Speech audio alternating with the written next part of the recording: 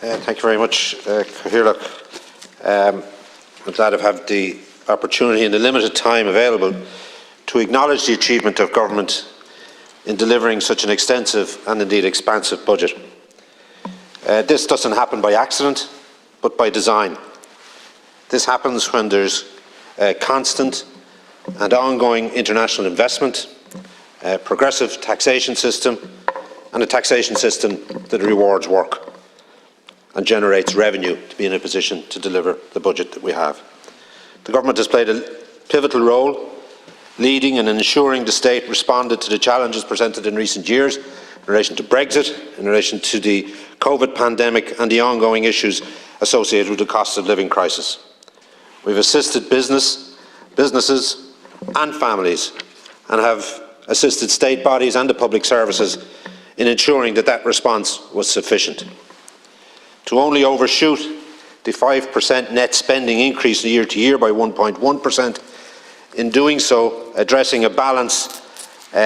to counteract a decreasing but potentially debilitating inflation rate.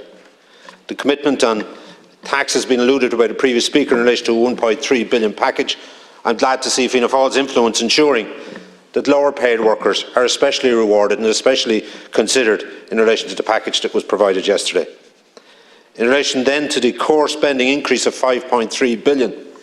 meeting the costs alone to stand still in accommodating the challenge of increased demographics, of increased population, of an ageing population, ensuring we could allow for and cater for new teachers, new SNA figures, conscious of the 22,000 extra workers that have joined the health service in recent years. Garda numbers has been alluded to again in relation to the numbers required to meet the demand that is out there in communities, but to do so in a way in which improves the lot of those who put themselves forward, those being trainees, and better pay for them during that period of the development of their career. And then thereafter, having ensured you could stand still at a cost, having ensured you could recognise the recurring costs associated with a health overrun that runs into years in addition because of the new services provided there, and still of course not meeting the demand that we would like to meet, but of course we'll strive to do so. And you're left then with the balance to ensure that there's prioritisation by those in power, in government, to meet the commitments made in relation to its programme for government, especially looking after those who can't look after themselves in the way in which some people can, especially those, for example, in relation to disabilities, in relation to pensioners, carers, assisting families with education costs, addressing some of the deficiencies that occurred in the agricultural sector, has been alluded to in relation to the sheep industry, and specifically targeting that in that sector.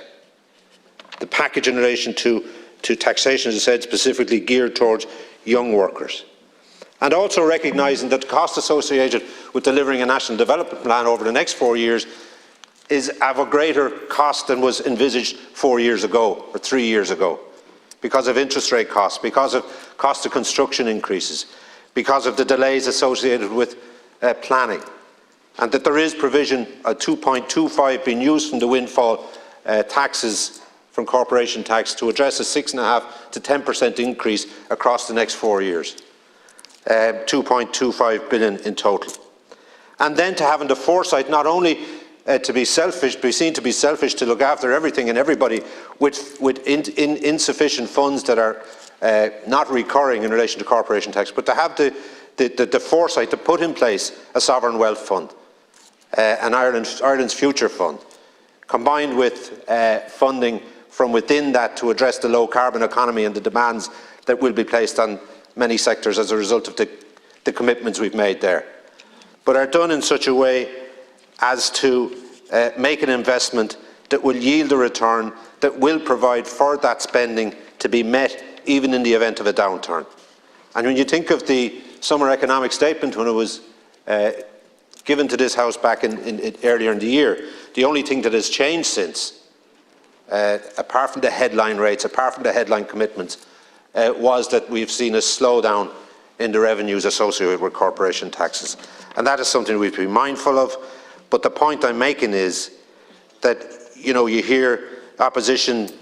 honing in on housing, despite the record level of funding despite the record level of initiatives towards various cohorts that need help and assistance and are getting them, whether it's in relation to the Croí Cónaithe scheme, whether it's in relation to the First Home scheme, or the assistance with the deposits. And huge funding, record funding to local authorities, housing associations. And targets can be met, maybe they could be met quicker, but the issue with addressing those targets is about the time it takes to deliver them. And the time that's the greatest logjam, the greatest obstacle to that delivery is in planning. And I would impress upon all parties, and none in the Dáil here,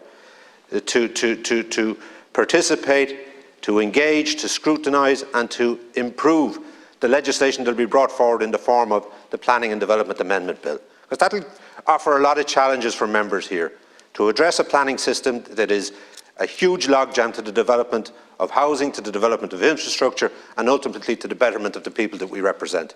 And we have to recognise the failures associated with Bord Pleanála not having statutory time periods, with those who take actions